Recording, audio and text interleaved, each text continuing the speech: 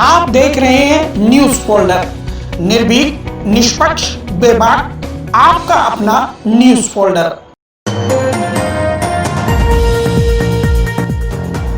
15 जून 2023 को दिल्ली के मुखर्जी नगर की एक इमारत में आग लग गई और इस आग के दौरान सैकड़ों स्टूडेंट को रेस्क्यू किया गया। इसके बाद हाई कोर्ट ने सख्ती दिखाते हुए फायर एनओसी को प्राथमिकता देते हुए इस पर कार्रवाई संबंधी निर्देश जारी किए।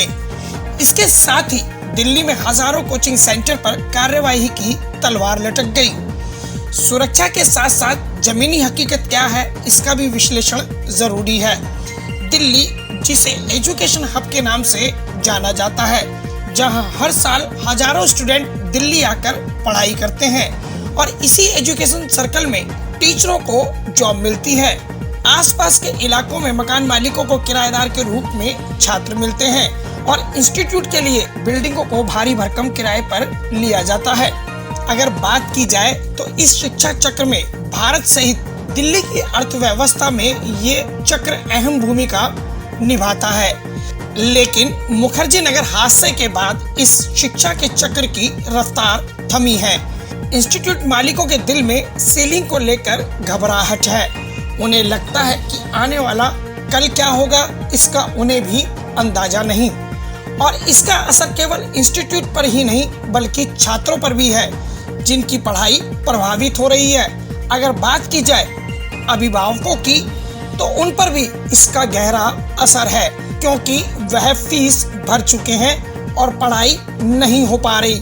ऐसे में उनके आगे बड़ा सवाल है कि वो क्या करें। इंस्टीट्यूट मालिक भी असमंजस की स्थिति में है कि छात्रों से फीस लेकर वह बिल्डिंग का किराया भर चुके हैं और बाकी खर्चे भी कर चुके हैं। ऐसे में छात्रों की फीस लौटा पाना उनके लिए पहाड़ तोड़ने से कम नहीं। सनद रहे कि कोरोना काल में सबसे आखिरी में इंस्टीट्यूट को ही ओपन किया गया था।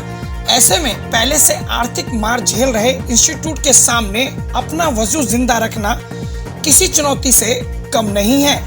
ऐसे में सवाल उठता है कि जब दिल्ली एजुकेशन हब बन रही थी तब संबंधित विभाग आंखें मूंद कर क्यों बैठे थे? कैसे हजारों इंस्टीट्यूट खुलते गए और प्रशासन कुंभकर्ण की नींद सोता रहा? सबने समय के साथ अपने कर्तव्य का पालन नहीं किया, वरना आज हालात ऐसे नहीं होते।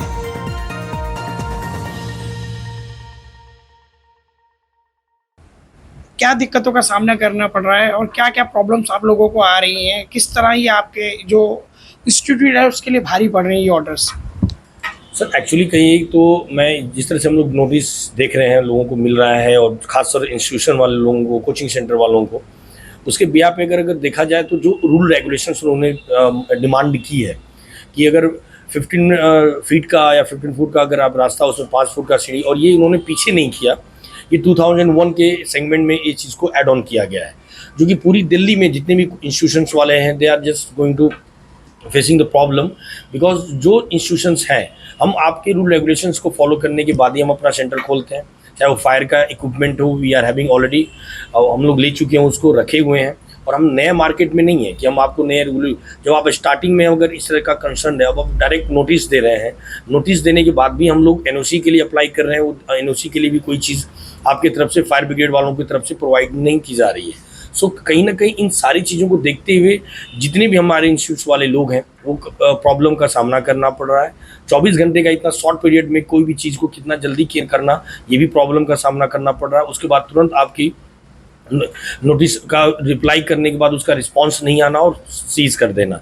तो आप ये बताइए कि अगर एजुकेशन सिस्टम को देखा जाए, एज मैं बिहाफ ऑफ मैं स्टूडेंट की बात करूं, उनके पेरेंट्स की मैं बात करूं, तो आपके स्कूल और कॉलेज से उनको कोई ना रोजगार मिल सकता है ना कुछ, वो एक एकेडमिक नॉलेज ले सकते हैं।